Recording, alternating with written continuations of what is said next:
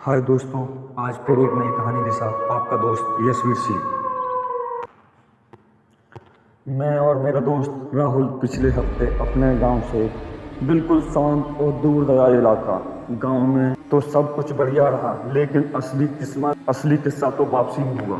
हम उस रात करीब 11:30 पर गांव से निकले। रास्ता लंबा था और हमारी बाइक की हेडलाइट कमजोर चल रही थी, पर हमने सोचा शहर पहुंचने पर 2 घंटा ही बाकी है। गांव से लगभग 25 किलोमीटर दूर एक सुनसान रास्ता पड़ता था। दोनों ओर घना जंगल और बीच में टूटी फूटी डग्गा मार सड़क भी थी। रात थी, गहराती जा रही थी, जाड़ों के दिन थे, कोहरा ठंड दोनों साथ साथ। करीब 15 मिनट बाद हम एक मोड़ पर पहुंचे और वहीं मैंने देखा एक औरत खड़ी है, सफेद कपड़ों में, बाल खुले हैं और बिना हिले ढुले खड़ी है और लंबी चौड़ी सी। हमको लगा, मैंने सोचा कोई गांव की औरत होगी जो लिफ्ट मांग रही होगी, परेशान होगी रात में। लेकिन जैसे ही मैंने अपनी बाइक पास से गुजारी, मेरी आंखों के सामने अंधेरा आ गया और मुझे कुछ नहीं दिखा। राहुल ने बाइक रोक दी और घबरा गया। तूने देखा? उसके पाँव उल्टे थे। मैं कुछ बोल ही नहीं पाया, पर हाँ, अब मुझे याद आया उसकी परछाई नहीं थी। मैं भी घबरा गया। हमने तेजी से बाइक भगाई, लेकिन कुछ भी दूर पर वही औरत दिखाई दी। फिर आगे वही औरत दिखाई दी। इस बार तो सड़क के बीचों बीच खड़ी थी।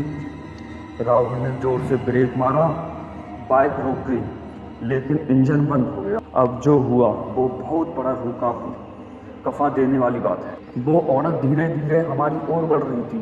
उसके चेहरे पर कोई भाव नहीं था, लेकिन उसकी आंखें जैसे जल रही हो, जैसे किसी अंगारे में से आग निकल रही है।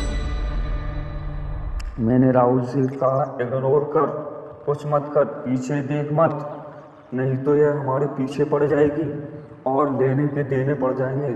और चीख भी रही थी, चीखने की आवाज़ भी आ रही थी। राहुल कांपते हुए बाइक स्टार्ट करने की कोशिश करने लगा। बाइक स्टार्ट नहीं होती है, पर जैसे जानबूझकर नहीं चल रही हो। फिर अचानक मैंने उस औरत की हंसी बिल्कुल पास से, लेकिन वो हमारे सामने नहीं थी। पीछे से कोई फुसफुसा रहा था, तुम लोग क्यों आए उस मोड़ पर? मैंने राहुल का हाथ पकड़ा, चिल्लाकर भागा। हम बाइक वहीं छोड़कर जंगल की तरफ दौड़ पड़े। भागते हुए हमने देखा वो औरत हवा में तैर रही है। उसका चेहरा साफ दिखाई दे रहा है, जैसे किसी ने चेहरा जलाया हो। आधा जल चुका हो, आधा जल चुका हो। करीब 10 मिनट तक हम भागते रहे। तब हमने एक टूटी सी झोंपड़ी नहीं देखी। वहाँ एक बूढ़ा बाबा मिला। उसने हमें अंदर बुलाया, दरवाज़ा बंद किया। हमने पूरी बात बताई तो बाबा ने कहा, वो माया है। 30 साल पहले इसी मोड़ पर उसका एक्सीडेंट हुआ था। वो रात को लिफ्ट मांगती थी और जो रुक जाए उसे कभी घर नहीं लौटने देती थी।